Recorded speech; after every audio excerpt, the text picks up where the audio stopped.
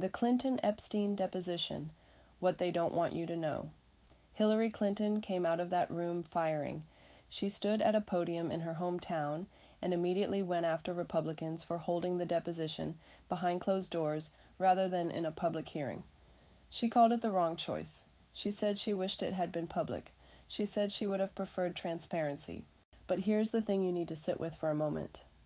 The same woman who just spent 6 hours refusing to give Republicans the answers they were looking for is now criticizing them for not doing it publicly? Think about that.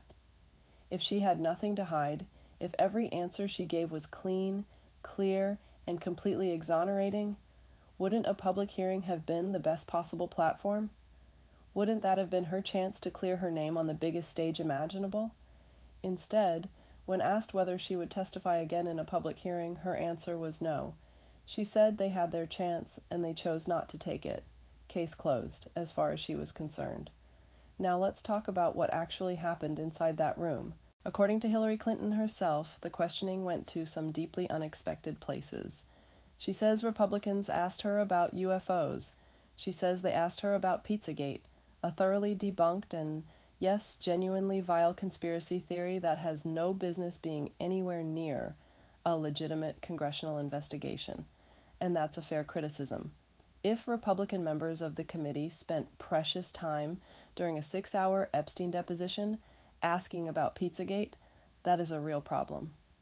That undermines the credibility of the entire process and gives Clinton exactly the kind of ammunition she needs to dismiss the whole investigation as a political circus. But here's where it gets interesting, because even as she criticized the process, even as she attacked the methodology, she couldn't fully walk away from the core issue. She had to address the relationships. She had to address the names. And the answer she gave left at least some Republican members unsatisfied. Congressman William Timmons of South Carolina told Fox News Digital that Clinton was obstinate and somewhat annoyed by the process. He said she had an excuse for everything, but then he said something that cuts right to the heart of why this investigation matters. When there is a pattern of involvement and a pattern of association, the American people deserve answers. A pattern. That word is important. Not one connection, not one photograph, not one flight log entry. A pattern. So, what exactly are these patterns? It has been publicly known for years that Bill Clinton had a relationship with Jeffrey Epstein, the financier who was ultimately arrested, convicted, and died in federal custody while awaiting trial on federal sex trafficking charges. The nature of that relationship, the extent of it, and what Bill Clinton knew or didn't know have been subjects of intense public interest for years. Flight logs tied to Epstein's private jet, infamously nicknamed the Lolita Express, have shown Bill Clinton's name multiple times. Clinton's own team has acknowledged he took trips on Epstein's plane. The question has never been whether the relationship existed. The relationship clearly existed. The question is, how deep did it go?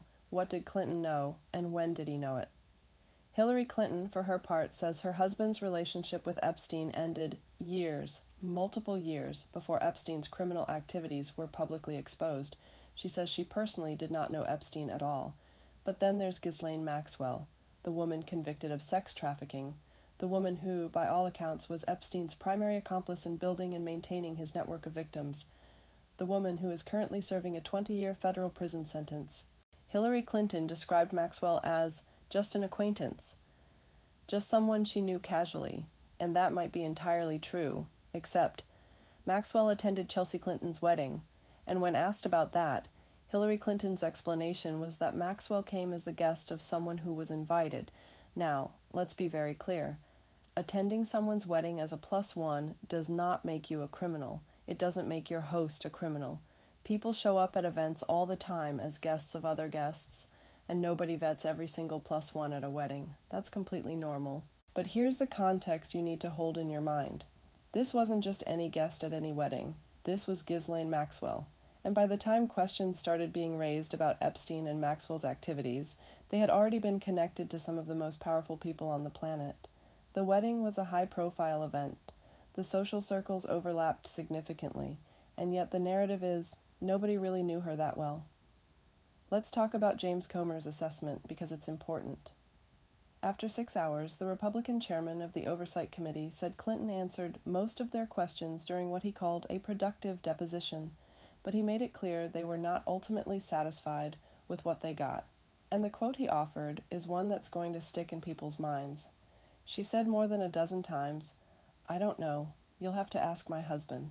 More than a dozen times, on a topic this significant, on a 6-hour deposition about one of the most notorious sex trafficking cases in modern American history. That is either a woman being genuinely careful not to speak for her husband's actions and decisions, which is completely reasonable and legally smart, or it is a deliberate deflection strategy designed to push every difficult question onto someone who hasn't testified yet. And maybe it's both. Maybe it's entirely both, which is exactly why the next day's deposition of Bill Clinton was always going to be the main event. There was also a significant moment during the deposition that nearly derailed the entire proceeding. Representative Lauren Boebert of Colorado apparently shared a photograph taken inside the closed deposition room with a right-wing influencer outside. Clinton's team flagged this as a violation of the agreed-upon rules for the closed session. The deposition was paused. An assurance had to be obtained that it wouldn't happen again before the questioning could continue. This is exactly the kind of thing that muddies the water and makes it harder to get to the truth. If you are a Republican congressman genuinely trying to get to the bottom of one of the most disturbing sex trafficking operations in American history, leaking photographs to social media influencers mid-deposition is not the way you do it. It looks like a performance. It looks like the goal is content, not accountability. And to be fair, and this is something that got buried, Democrats weren't clean either. A New York Times reporter published details from inside the deposition on social media, explicitly citing a Democratic member present in the room as a source. Both sides were playing games while the cameras were rolling and the microphones were off.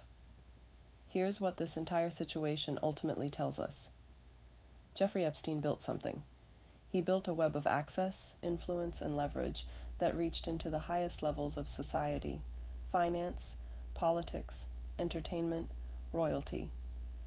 And for years, for decades, that web was allowed to exist, to operate, to expand, because the people connected to it were too powerful to question and too influential to investigate.